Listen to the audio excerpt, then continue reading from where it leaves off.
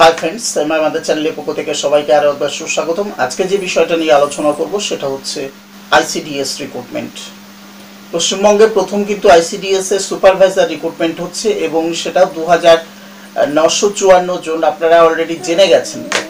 তো এই ICDS recruitment সম্পর্কে হালকা করে একটু আমি ছুঁয়ে যাব। আইসিডিএস রিক্রুটমেন্ট শুরু হচ্ছে আজ থেকে, অর্থাৎ ফর্ম ফিল আপ শুরু হচ্ছে আজ থেকে, অর্থাৎ 14 তারিখ থেকে, অর্থাৎ মার্চ মাস 14 তারিখ থেকে এপ্রিল মাসের 16 তারিখ অবধি কিন্তু এখানে ফর্ম ফিল আপ চলবে এবং 39 বছর পর্যন্ত বয়সের ক্যান্ডিডেট, অর্থাৎ 39 বছর বয়স পর্যন্ত যেসব মহিলা ক্যান্ডিডেট আছেন তারা এখানে অ্যাপ্লাই করতে পারবেন। আর এটা শুধুমাত্র মহিলাদের জন্য, অন্যান্য যেসব ক্যাটাগরি আছেন তাদের বয়সের ক্ষেত্রে যথারীতি সরকারি নিয়ম অনুযায়ী আপনারা ছাড় পাবেন, সেক্ষেত্রে কোনো অসুবিধা নেই। এবং এখানে যে কোয়ালিফিকেশন হতে হবে সেটা হচ্ছে গ্র্যাজুয়েশন থাকতে হবে। এখানে 3টে ধাপে পরীক্ষা হবে। প্রথমে 100 নম্বরের একটা পরীক্ষা হবে, সেটা অবজেক্টিভ টাইপের প্রশ্ন। সেই অবজেক্টিভ টাইপের প্রশ্নে কিন্তু 1 নম্বর করে থাকবে এবং সেখানে আপনাকে পরীক্ষা দিতে হবে। সেটা পাস করার পরে আপনাকে 400 নম্বরের একটা পরীক্ষা দিতে হবে, সেটা হচ্ছে ডিসক্রাইব টাইপের।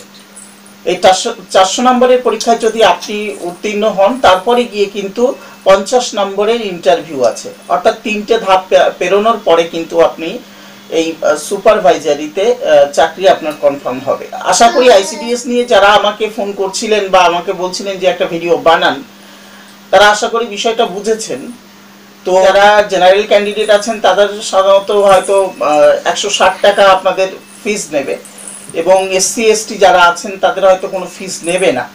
তো আমি চেষ্টা করব যে একটা ফর্ম ফিল আপ করে আপনাদেরকে দেখানো যে কিভাবে আপনি বাড়িতে বসেও ফর্ম ফিল আপটা করতে পারবেন। যদি আপনার ছবি স্ক্যান করা থাকে এবং সিগনেচার স্ক্যান করা থাকে, তাহলে কিন্তু আপনি বাড়ি বসে নিজে নিজেই ফর্ম ফিল আপ করতে পারবেন। এবং অনলাইনে পে করতে গেলে এখন ডেবিট কার্ড দিয়ে কিভাবে পে করতে হয় সাধারণত কম বেশি আপনারা সবাই জানেন, সেক্ষেত্রে কোনো অসুবিধা হবে না। তো আজকে ছিল এই পর্যন্ত। আবার নতুন কোনো ভিডিও নিয়ে, নতুন কোনো কথা নিয়ে নিশ্চয়ই দেখা হবে। ততক্ষণ সুস্থ থাকুন, ভালো থাকুন, বেস্ট অফ লাক।